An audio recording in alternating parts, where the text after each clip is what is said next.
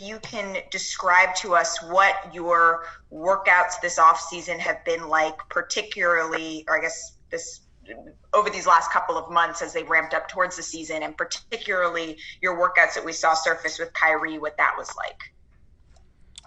I mean, we just played pickup, got shots up. But the consistency was what we did it 4 or 5 times a week. So it was normal work, but it was good to finally get back out there and start playing up and down again. Our next question comes from Greg Logan with Newsday. Kevin, Steve Nash talked today about how your passion to play is infectious and how excited you are to be back.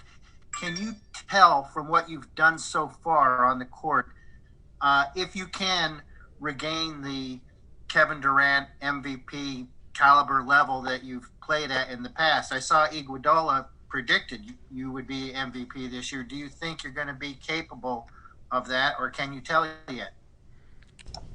I feel good playing. I mean, who knows? I mean, I'm not even thinking about awards at all. I mean, it's just about taking it a day at a time. I feel good though. Our next question comes from Mark Spears with The Undefeated.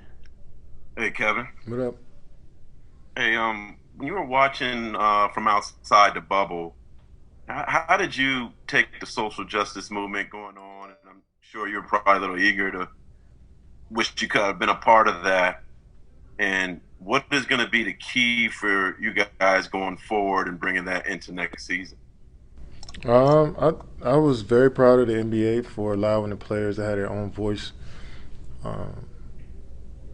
Surrounding social justice, and guys have been, working in their communities for years and years before this, so if we continue to do that, then, that's really been my approach, is to continue to do that, do my work that I've been doing in my communities already, and, support the guys, moving forward. So we'll see what happens.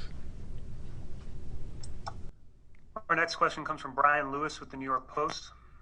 Hey, Kevin. How you doing? I'm checking to see, when I saw you on with Stewie, you were talking about just having to be smart in the rehab and not try to do too much. When you get into the season, have not played for a year and a half, how difficult will that be to be judicious, in the minutes and rest and not try to go overboard? It'll definitely be difficult because I enjoy playing, and if I'm in the game and coach want to pull me out early unexpectedly, of course I'll try to push back, but I know they have my best interest. But like I said, we're just gonna take it a day at a time. I mean, first day of individual workouts, was cool, and we just go from there. Our next question comes from Christian Winfield with the New York Daily News. Hey, Kevin. First and foremost, happy belated Thanksgiving. Hope you enjoyed that time with you and yours. The average person can't necessarily comprehend an Achilles injury because they've never had one, so they don't know what it feels like to have that. Mm-hmm. Can you kind of explain what it was like to rehab? And had you ever sustained an Achilles injury in the past, so you had a point of reference in saying, oh, this is what an Achilles injury is like? Or was that all new water for you? And what was it kind of like traversing that injury? Yeah, it was definitely new. I never experienced that injury before, not even a strain or anything close to that, but learning how to walk again, not walking and getting assistance in everything that you do for the first 3 or 4 months was tough. I've been through surgeries and injuries before, but the longest recovery I had was 3 months. But the first phase of the Achilles was 3 months long, and you couldn't walk or run. You had to use a scooter. So I think just those milestones of reaching, like learning how to walk and learning how to run and jump again and getting used to certain movements again, I think that's underestimated. People don't realize that. And Achilles, that ligament is one of the strongest ligaments in your body. So for that to pop, you got to build that up, and that takes a while. Our next question comes from Bruce Beck with NBC New York. Hey, Kevin, the team expectations are high. Do you embrace those expectations? And how do you share that as well with your teammates in terms of pursuing the ultimate goal of winning a title? Well, our only goal is to be the best version of ourselves every single day individually and bring that together and work as a unit. And outside noise from people who are hoping.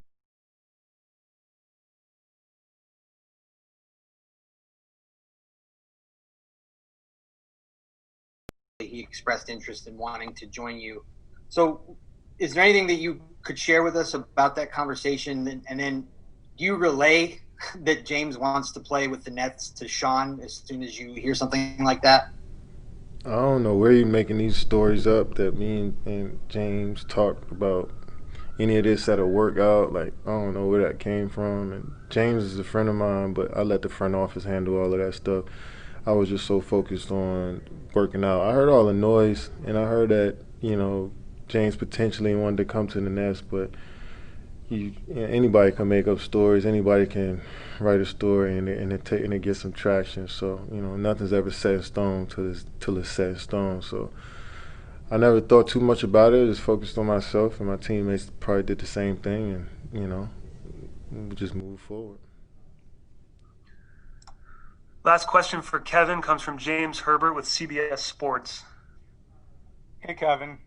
You've had a long time to watch this team last year, think about how the pieces might fit, think about how your game meshes with the other guys. How much time have you spent kind of envisioning what it will look like, and what is it like now finally kind of getting a chance to get out there with these guys in the coming days and work on that kind of stuff rather than just kind of imagining it and talking about it and thinking about it? Yeah, I mean, basketball is pretty simple, and everybody throughout the whole league runs kind of like the same sets and with different terminologies. And so, being around the league for so long, you kind of can see how things can work from the outside. But it's different when you get on the floor and you see guys' tendencies and see how they play when they're tired, or see how they play with, different ball handlers on the floor and they got to stand in the corner. So I think it's just a matter of us adjusting to each other and